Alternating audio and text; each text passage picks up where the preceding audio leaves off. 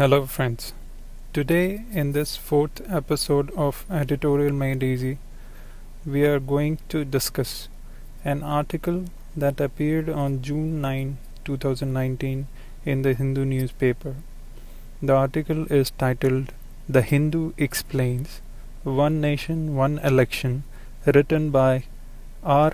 Kirtana.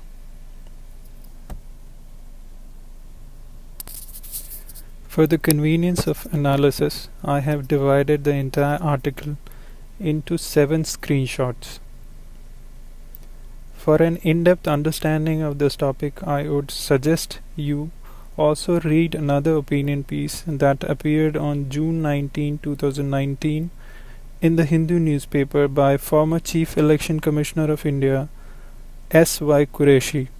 The article is titled An Idea Whose Time May Not Have Come. I have incorporated all the relevant points of this article also while discussing this topic. Let's start with the first screenshot. We can see here that the author is building a backdrop against which the idea of simultaneous elections have been floated.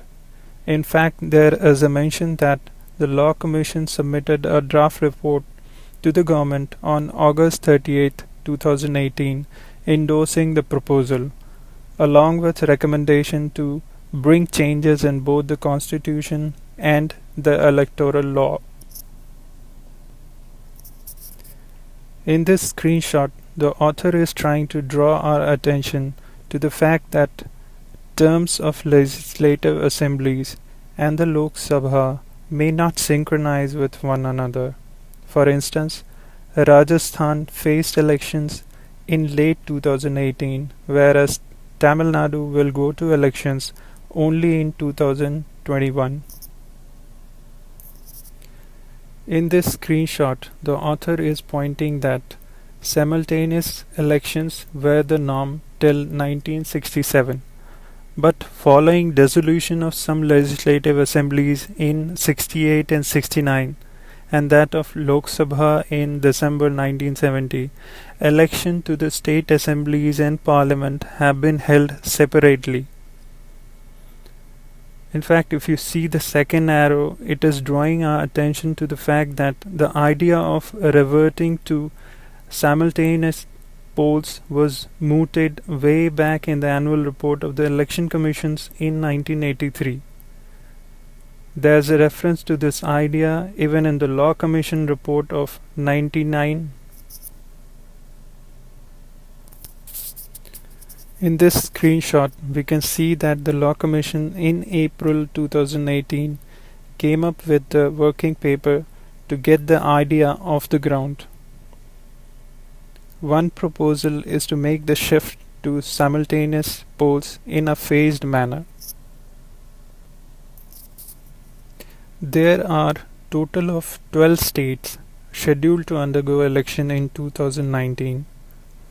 For synchronization to happen, besides political consensus and extension of term up to 6 months in some states, amendments to the Constitution have to be made.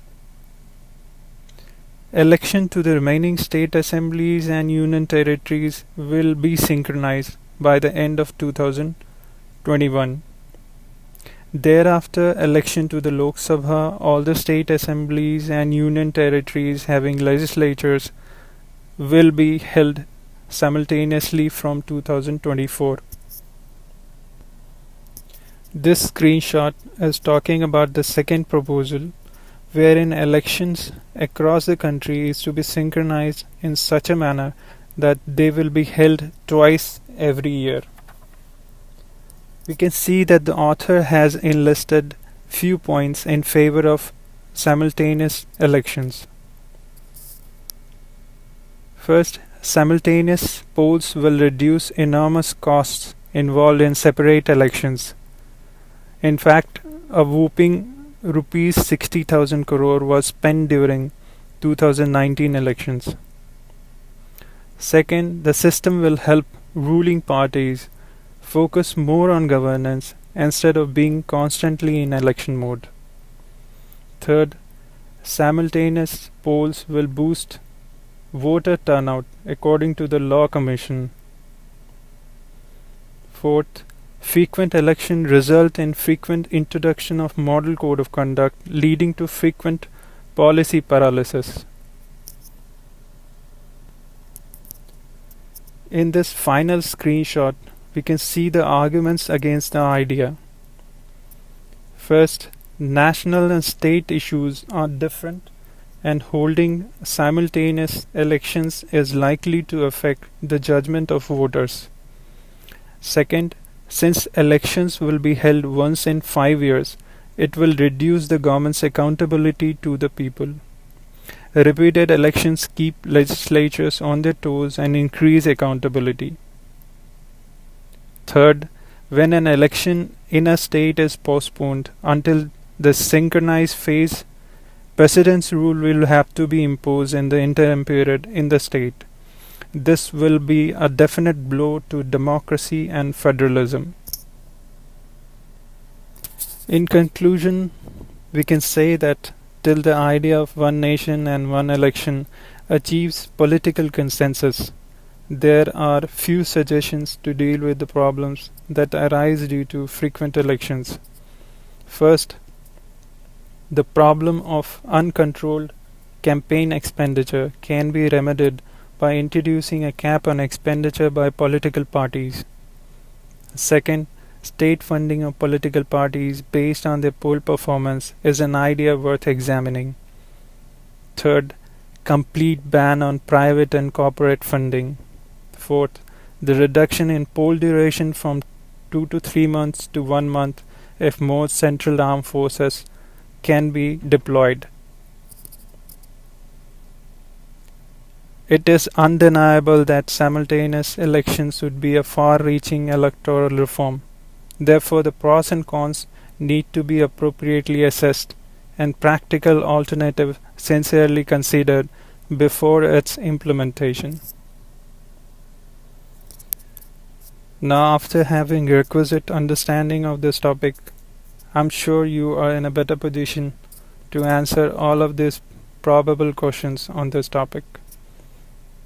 First, critically examine the proposal of one nation, one election.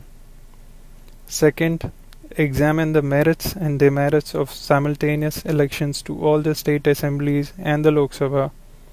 Third, till the idea of one nation, one election achieves political consensus, what are your suggestions to deal with these problems that arise due to frequent elections?